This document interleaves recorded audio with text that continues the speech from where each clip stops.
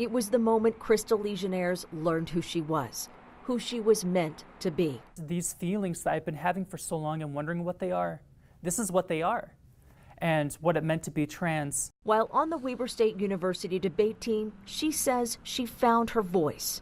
I was finally able to find myself and start that transition process. She took on the name Crystal. While she was able to recognize who she really was, she says the systems in place around her did not. My school wouldn't allow me to change my name on any of their records. The school's records reflected her old name and gender on her state ID and birth certificate. It was really hard and immediately outed me as trans because of those documents. Crystal decided to change her legal identification, but the process was not straightforward. Got kind of overwhelmed and had to have someone walk me through the process. To change your name and gender marker on your Utah birth certificate, you must petition the court, have a letter from the Sex Offender Registry verifying you're not a sex offender, and the National Center for Transgender Equality recommends providing the court with evidence of your transition with a signed statement from your doctor. I was very excited because I'd been waiting on this for 2.5 years at that point. Crystal followed all of those rules, brought all the paperwork here to the Weber County Courthouse, then waited for them to assign a judge. I'd initially felt pretty confident. I had messaged in a transgender Facebook page for people in Utah, and they were like, oh yeah, there's someone that said I went to that judge and he was fine. But Crystal had a very different experience. It's apparent to me now that that person had had gender confirmation surgery. So I had not. She says gender reassignment surgery, also known as GRS, became a sticking point for the judge at Crystal's hearing.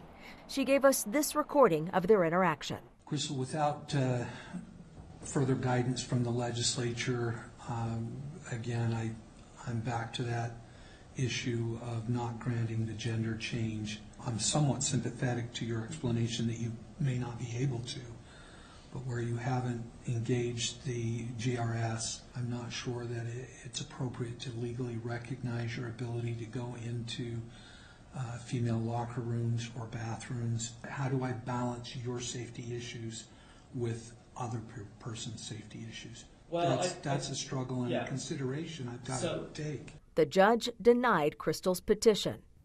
I was devastated. But she wasn't ready to give up. Crystal went to the State Department and changed the name and gender on her passport. That does not require a court order. She went back to the judge.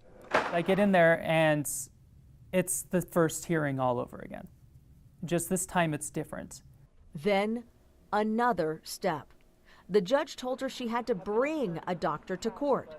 When she asked why he hadn't mentioned that before, the judge responded, "There's no law on this, no set standard." I don't know why I felt like I was being criminally tried. It was just a simple granting of changing a gender marker on the birth certificate, but I felt like I was being interrogated like I had just done a crime. The crime of being me, or being transgender, I guess.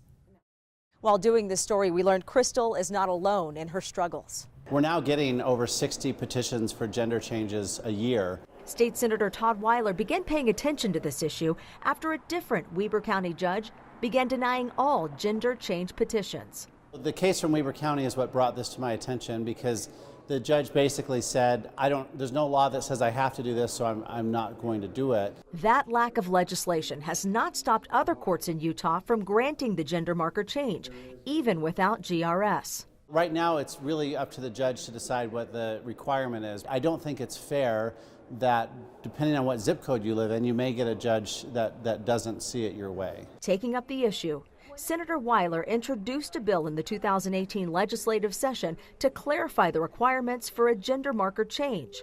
That bill, voting will now be closed, didn't pass.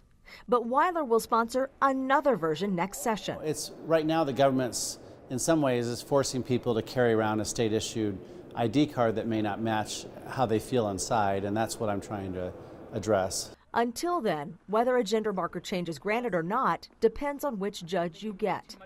Which is ridiculous. Crystal says she's grateful for Weiler's efforts, but she's not entirely hopeful about the outcome. I didn't think that there was going to be any action taken. I would have been very surprised. And we live in a society that is not terribly trans inclusive, let alone one that is accepting of trans people to the point of trying to make our lives easier.